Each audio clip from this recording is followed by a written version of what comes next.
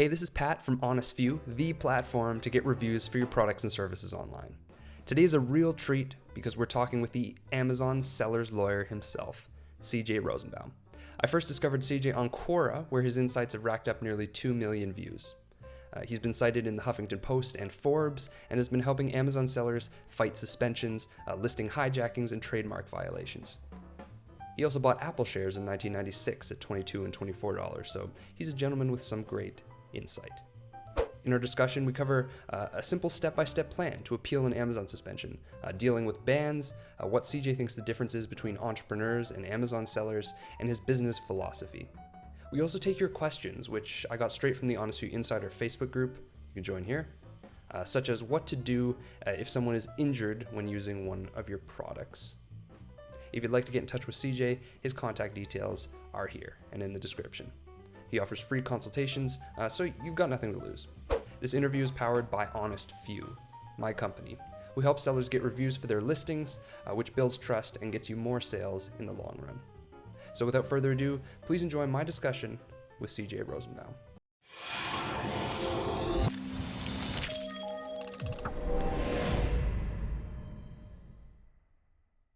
All right, this is Patrick from Honest Few, and today we are talking to CJ. CJ, how are you doing? I'm doing great. Thank you very much for the opportunity to speak with your followers. Absolutely. And, I sort of first saw your work on Quora because you sort of started engaging in that community. And on Quora, as well as many other places, you are known as the Amazon seller's lawyer. So I wanted to get a little bit more understanding of, I guess, the backstory behind your name and why you decided to get into the field. Sure. Well, a while back, for the last, I'm up to, I think this is either year 21 or 22. Okay. I've been practicing law. I've always represented entrepreneurs. And a very, very close friend of mine who's been a client now for 2 decades had bought into an Amazon business, even though you're not supposed to buy and sell Amazon businesses. That happens all the time. Mm-hmm, mm-hmm. And within less than a month of putting a significant amount of money into the business, the account gets suspended. Wow. Okay. So he calls me and he says, I can't find any lawyers who know this area. There are lawyers who handle business matters and lawyers who do buy-sell agreements and intellectual property, but there wasn't a lawyer out there who had any idea how to deal with specifically Amazon issues. And he asked me, can I help him find somebody? And I'm looking around and I can't find anybody. And as I'm reading more and more, it sounded really interesting to me. I love working with entrepreneurs. So at that point, I started devoting my time and hired staff to learn as much about Amazon sellers as possible, the issues that you face, and we dove into it. And right now we are the largest law firm by volume, by content, by number of cases that are helping Amazon sellers in the United States, and I suspect in the world. I love every minute of it. I love working with entrepreneurs who do this, and I love being the David versus the Goliaths that are out there. Right. I saw that, in the past you had some cases where you were up against some fairly large institutions as the opposition. Is that, what drives you to do that, to take that position a lot of the time? I think it's just my personality. I'm kind of a scrappy fighter type guy. I love working for the underdog. Yeah. And I've gone against some of the largest corporations, in the world. We've been successful against some of the largest corporations in the world. And it's really great, especially when you're right. We represent an Amazon seller who's the victim of trademark bullying or baseless copyright complaints by giant corporations like Apple, Samsung, and a whole host of other manufacturers and brand managers. It's great when you're right. It's great when you win. Yeah. We're also successful sometimes when our clients are not right. Yeah. Because there's a lot of different things you can use as leverage to get the major brands to withdraw their complaints and back off and let people do business. Mm-hmm, mm-hmm. So what do you find when you're working with these Amazon sellers? Where's the bulk of the contention or the cases? What do they revolve around? Well, first, every day I'm incredibly impressed with how savvy business people are, because Amazon requires you to be practically perfect. And this is unheard of in the history of commerce, and especially in retail, with return rates as low as they have to be, and dissatisfaction rates. So it's remarkable how good the sellers are. Um, the practice is really divided into like a 40-40-20 ratio. 40% are run-of-the-mill suspensions where they're accused of inauthentic complaints, which means Amazon wants to know where they purchased from, or customer complains about the product appearing to be used rather than new, or the product arrives and it's not exactly what the customer anticipated receiving. Um, and those type of complaints. Another 40% are intellectual property issues, where you have brands accusing my clients of selling things with copyright and trademark infringements, and the vast majority of those complaints are absolutely nonsense. They're really saying that you don't have our authority to sell, which is no grounds for that type of complaint.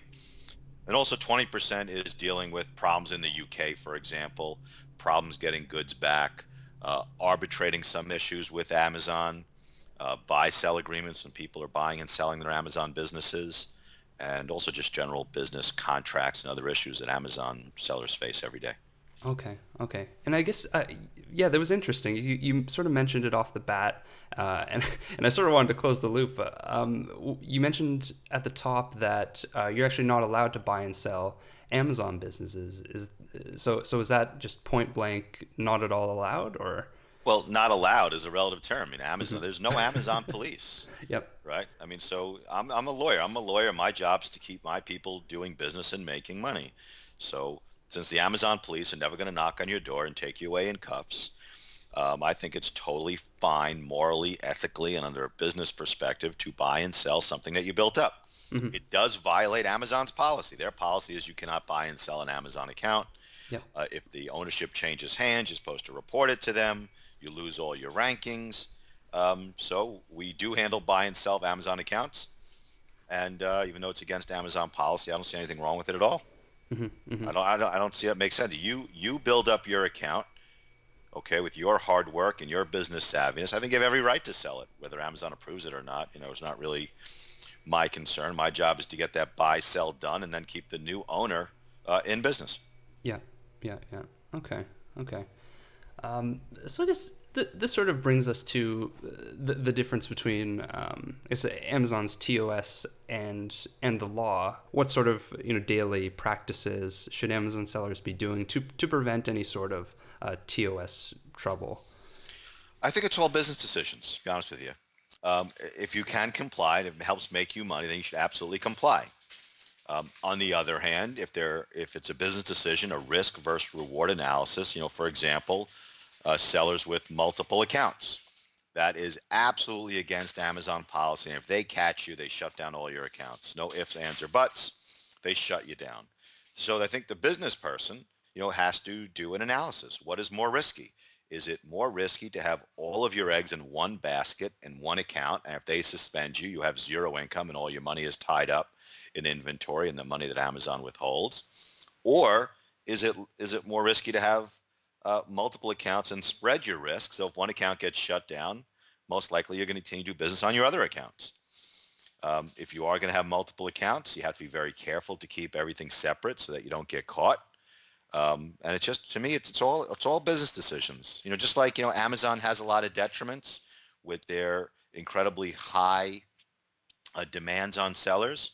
You flip that around, there's never been any place in the history of commerce where anybody can have access to 80 million potential customers. Yep. So it's all a business decision. So would I advise someone to have multiple accounts? If we talked about it, I would give my honest advice. I think for you, this might be a great idea, or for you, this might be awful. But it's all business decisions. Again, there's no Amazon police. No one is going to jail for having multiple Amazon accounts. It's not going to happen. That's just one example. There are a few sort of obvious things that you wouldn't necessarily do. It's not good for business, and it's forbidden by Amazon's terms of service. For example, selling counterfeit items or ignoring negative feedback. Trying to open a new account after being suspended. I don't know. Do you have any other? I was with you for the first two. Yeah. I think it's bad business to sell counterfeit products. One, Yeah. it is criminal. You have potential criminal liability, possibly. And number two, it's not good business. I mean, nowadays you can get the genuine product for basically the same price as the counterfeit. So I think a lot. Listen, I think Amazon business people are absolute geniuses. I mean, what they've built is just tremendous. So I think a lot of their policies make a lot of sense because they are good business. You shouldn't sell counterfeit products. It makes no sense. There's no significant extra money to be made by selling a counterfeit product versus getting access to the real product. Doesn't make any sense. This thing with multiple accounts, I kind of disagree a lot of times. I think multiple accounts make a lot of sense for a lot of sellers, even though it is absolutely against your agreement with Amazon.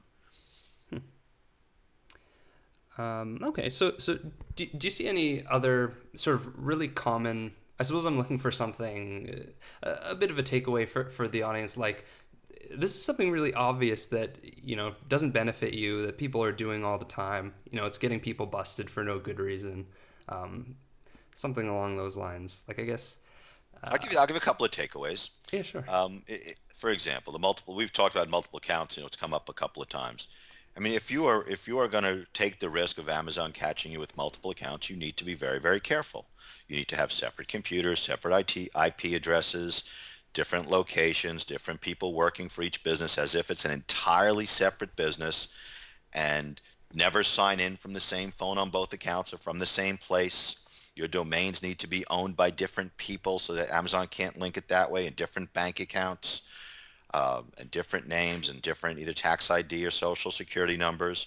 You really have to treat one as an entirely separate business from the other to hopefully avoid detection, by Amazon.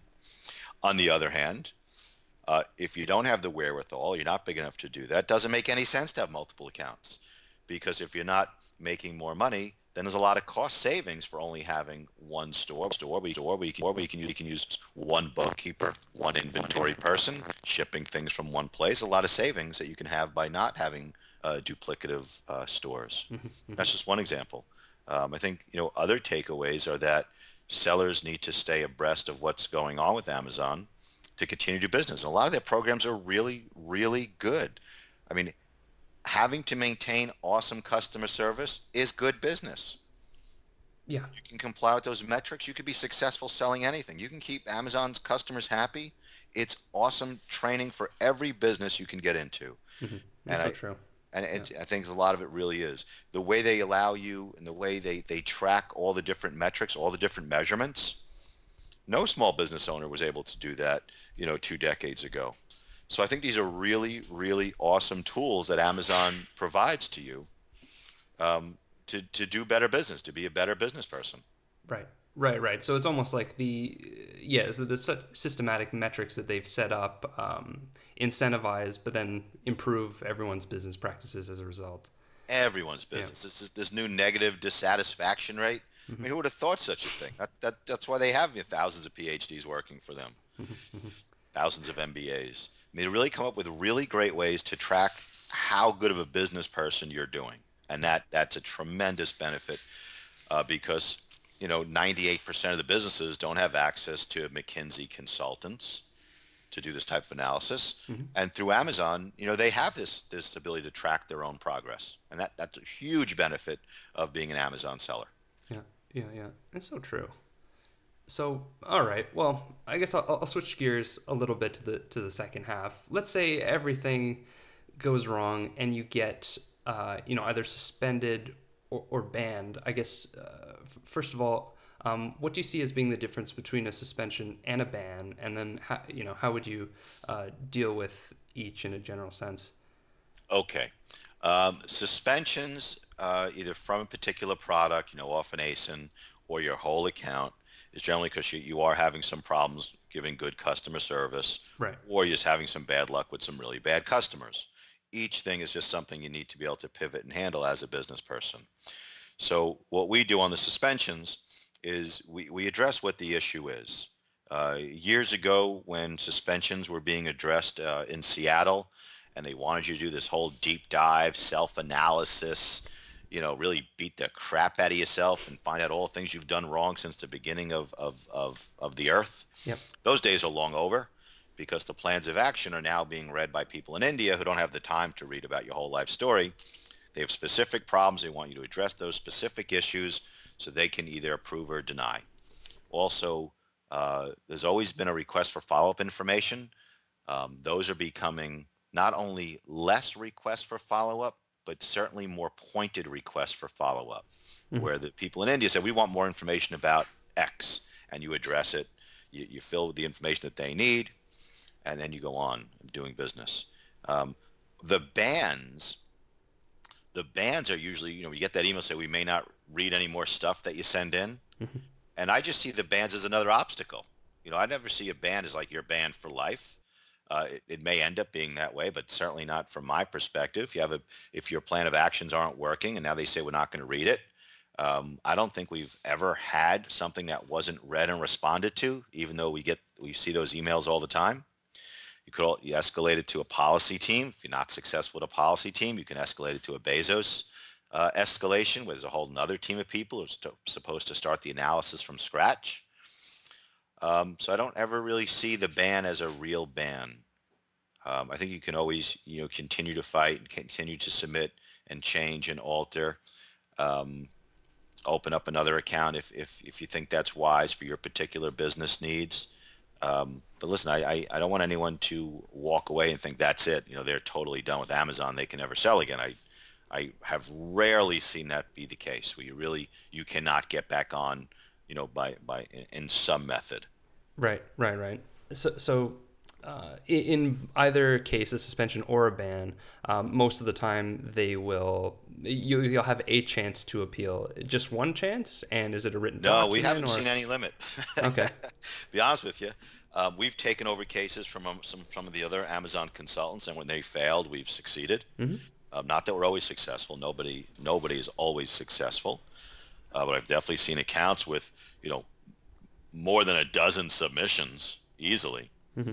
and you never know which one is going to work. But as you do more submissions, it does seem to get harder to get reinstated. But I Hmm. don't see there being any limit at all.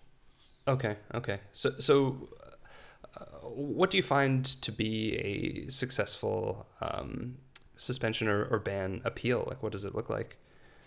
Very, very concise, to the point, identifying what the cause of the problem was, Hmm. your immediate corrective actions, and then your long-term systemic changes to the business to prevent the problem from happening again. Hmm. Hmm. That's it. That's the outline.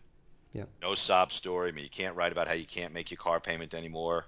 If you're talking about, people in India are reading these things, and you're complaining about your mortgage, you're really not being very persuasive to your audience, because generally their lifestyles are nowhere near the lifestyles of our sellers, right? Hmm. Hmm. If you're using like an analogy to baseball and it's being read by someone in Hyderabad, I mean, it doesn't make any sense, Yeah. right? It's different culture. But get right to the point. Here's what the mistakes were, or this is what caused it. They call it root causes. This is what we've already fixed. So this problem is solved. And by the way, here's how we're going to prevent this problem in the future. Got it. Got it. Okay. Okay. Thanks for the outline, CJ. That's that's really concise. That's It's like, listen, plans of action are similar to tax returns. Okay? You can do them yourselves. Your listeners can do the plan of action themselves. However, people who deal with them every single day can most likely do them better. mhm. Intellectual property issues are an entirely different ballgame, but your run-of-the-mill plan of action, your listeners can feel free to give it a shot on their own, using that as an outline. And if they need help, to give us a call, we'll try and help them, and maybe they'll hire us to handle it for them. But it's just like tax returns. You could do it yourself, but the accountant with 20 years experience just does them better. Mhm. Mhm.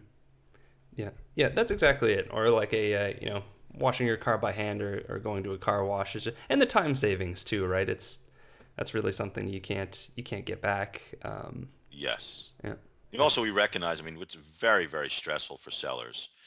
When they get suspended, it's been described as a kick in the gut. You can't sleep at night. You know, Mhm. not only is their income just gone, but the money they already earned over the last couple of weeks is being withheld from them. Mhm. Mhm. Like uh, in normal retail, your landlord says we're kicking you out. You have notice. You got a month, 2 months to find a new place. You grab your inventory, you move across the street, and you go back to doing business. With Amazon, there's no notice. They kick you out of the flea market, right? And they own the whole planet. Yep. So I think there's always ways there's most of the time ways to get back to doing business, and how to do it for each seller is usually a bit different. But I don't think anybody listening to this should think that's it. Life is over. It's just business. You got to roll with the punches. You're an entrepreneur at heart. You got to figure out a way of getting back to selling. Yeah. I love it. There are very few wallflowers who are selling stuff on Amazon. Okay, we are entrepreneurs. And I guess, yeah. And so you've been helping entrepreneurs your entire career. Is there anything you've noticed that's, a little bit different in this particular strain of Amazon sellers versus regular entrepreneurs, or are they more or less the same breed? That's a really good question. I think that traditionally entrepreneurs had more time to think and react to issues than Amazon sellers have. Because again, there's no notice. There's no Interesting. hey, by the way, in 2 weeks, we're going to suspend your account. Yeah. Or we see that your metrics are a little low. If they don't improve, we're going to suspend your account. You just get the suspension notice. And so it's a lot more reactionary to it. The only time I really see in business people where is really instantaneous good and bad is like in the financial markets. Market crashes, and all of a sudden these guys are devastated, and fortunes are lost in the blink of an eye or in a day when the trading's going down, or in currency trading, right? Where Amazon's like in the blink of an eye, you're doing great, and you could be doing $1,000 a week. You could be doing $50,000 a week, and you get that suspension notice, and everything stops. And if you're a mom and a pop, you can't pay your mortgage, and if you're a substantial business, you can't make payroll. So the instantaneous aspect, the instant stress. Also, what sellers have described to me is around the country and around the world, living in fear. Okay. If you own a restaurant, you own a store, you own a factory, right? You have the stress of being in business, but you don't live in fear that your factory is going to burn down every time you go to sleep, right? Amazon sellers, the universal feeling that they all live in fear. Okay, and what I'd like them to know is you don't have to live in fear. Okay, there's always a way. There's usually a way to deal with whatever issue you're facing and get back to doing business. That's the takeaway.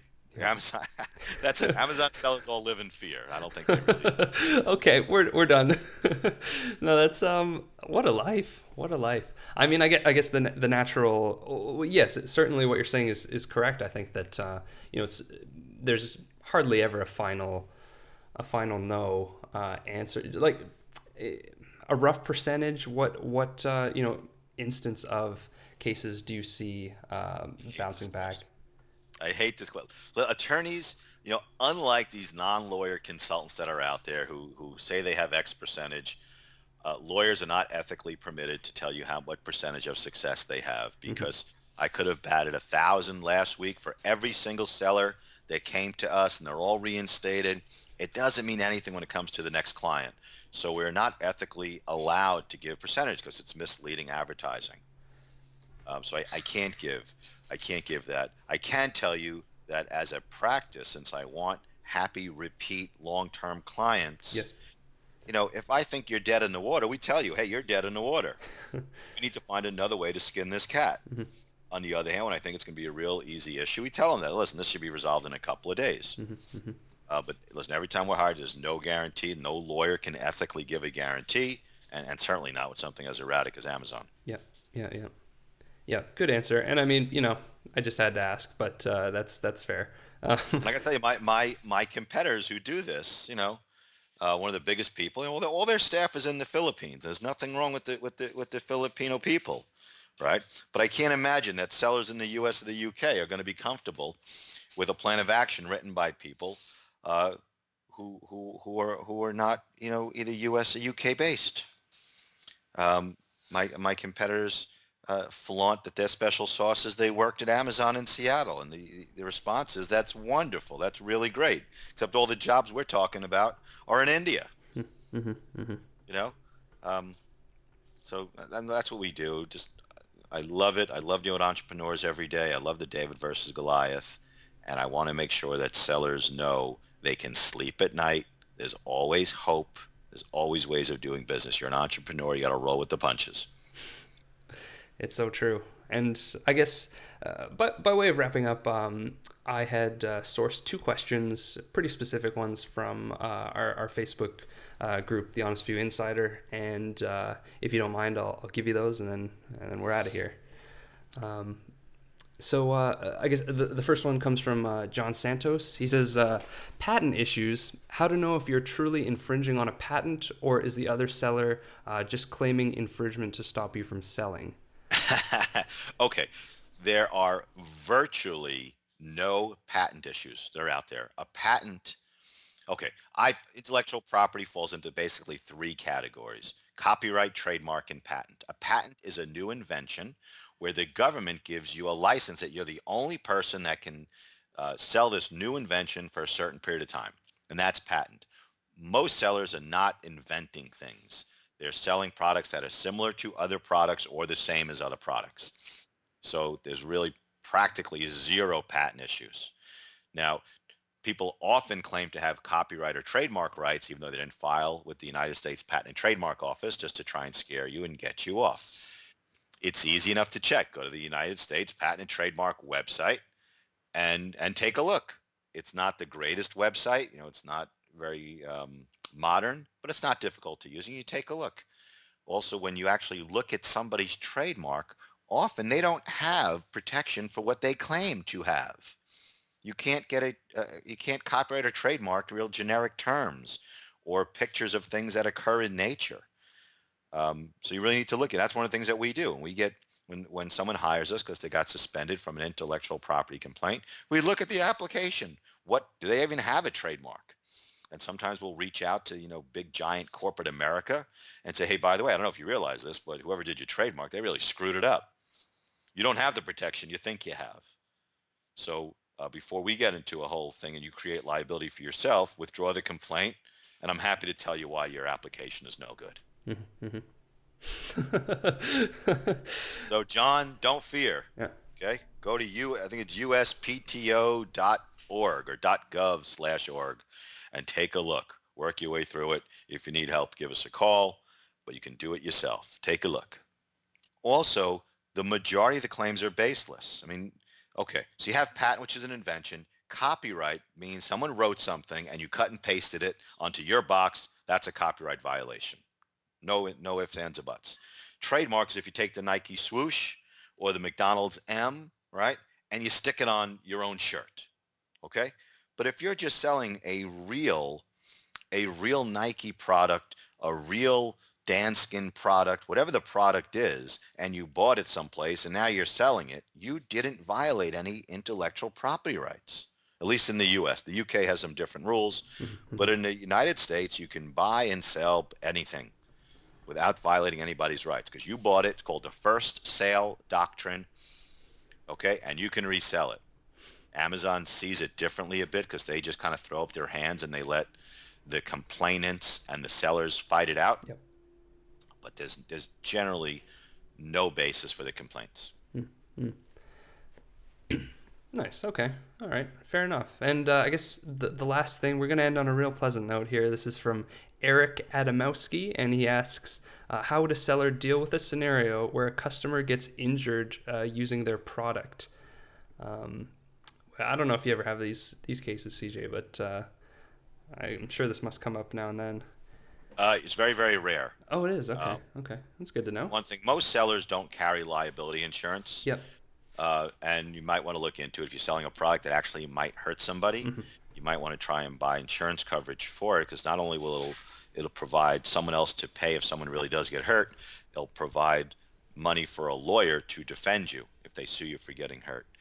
If there's any safety issue, you need to preserve your business, not that individual product, and I'd pull the product right out, stop selling it, and figure out whether the claim is real or whether it's bogus. There's a lot of bogus claims out there.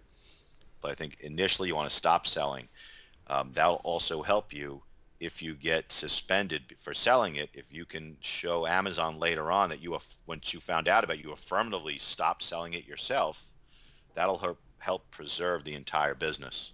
And I think that Amazon sellers have to take a long-term view of their account, and you don't want to throw out the entire business for 5% of your earnings. Right, right. Yeah, that's a very good way to look at it. Also, you might want to reach out to that customer, apologize, find out what's going on. You want to write it in a way that you're not admitting to any liability, but follow up with them to hopefully make them happy by giving them a replacement or their money back or both. Again, with the goal of maintaining your account, or at least creating a paper trail so that if you get suspended, you can show that you did everything you could, you did everything right.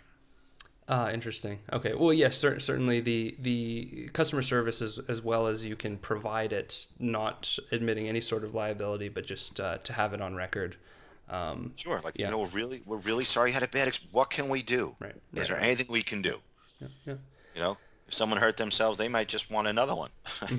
Sounds odd, but that's great. Here's another Right. version of Sure. it. Sure. I'll Sure. return your money. I'll give you another one for free. I hope you're happy. We're really sorry that you had a bad experience. Because what you want to do is prevent the complaint. And even if you know the seller is full of beans and they're pulling a scam on you, it's a business decision. I'd rather give someone, $50 worth of free goods than lose a $10,000 account. It's not. Yeah. You remember from The Godfather, right? It's just not business. personal, son. It's just It's strictly business. business. They should call you the Amazon seller godfather. Okay. Well, CJ, thanks so much for coming on the show and sharing your insight with us. Maybe do you want to tell people how they can get in touch with you, reach you? Oh, sure. This is like the radio show plug. Yeah. Yeah. The website is AmazonSellersLawyer.com. Sellers is plural, lawyer is singular. My name is CJ Rosenbaum. We have a toll-free number for the U.S., 1-877-9-SELLERS. I try and return every phone call and every email, and we have a 24-hour chat on the website. I try and get back to you within a day or so. I don't see how the other people charge for consultations when they have no idea if they can help you or not. And so if you call, I try and get back to you right away. So one, we can decide, hey, can I help? And then number two, how much? Yeah, Yep. AmazonSellersLawyer.com. We also have a couple of books coming out. We've got the Amazon Law Library, which is out. We have a book coming out in about a week, Selling Fashion on Amazon. And then we have our own suspension book, how to deal with suspensions and avoid suspensions and write plans of action. That's taking a little bit more time, about another month from now. Yeah. Okay. So yeah, if you have any links to current or upcoming work, we will put that link in the description. Thanks so much for being on, CJ. That was amazing. Great, thank you. It was a pleasure. That was a tremendous conversation. If you like what you heard, subscribe to the Honest View YouTube channel to get pinged as soon as content like this comes out. We also have a mailing list, so if you'd like to join that, please do. Leave a like and subscribe, and I will see you in the next one. It's strictly business.